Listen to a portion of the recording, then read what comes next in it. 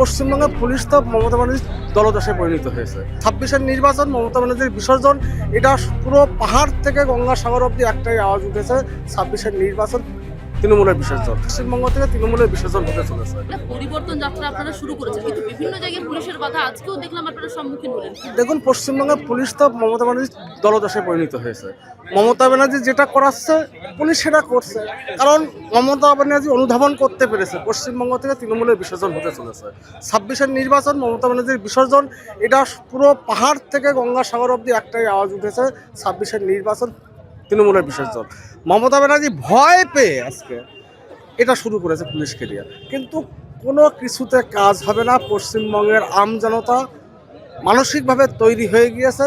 আগামী 26-এর নির্বাচন তৃণমূলের বিসর্জন হবে এবং 26-এর মে মাসে আমরা সরকার গঠন করব। নবান্ন থেকে না, সরকার পরিচালনা নবান্ন থেকে না, আমরা রাইটার্স থেকে সরকার পরিচালনা করব। দাদা, এই যে এসআইআর এর নামেই চলছে ধর্ণা মঞ্চ, কি বলছেন?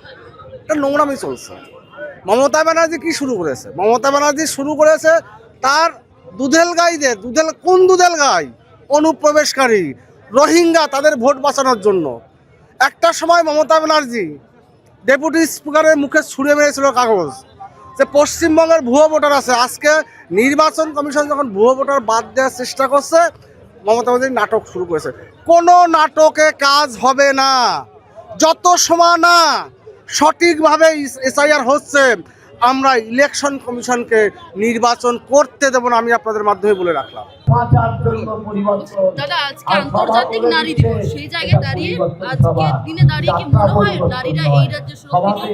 দেখুন, যেদিন থেকে আমাদের মুখ্যমন্ত্রী মমতা ব্যানার্জি তিনি নারী হয়ে যে বার্তাগুলো দিচ্ছেন, প্রথমত যখন মুখ্যমন্ত্রী প্রথম হয় তিনি বলেন, যখন ধর্ষণ কাণ্ডগুলো ঘটে তিনি বলেন যে যেমন শরীরে জ্বর জ্বালা ঠান্ডা হয় তেমনি মাঝে মধ্যে ধর্ষণও হয়।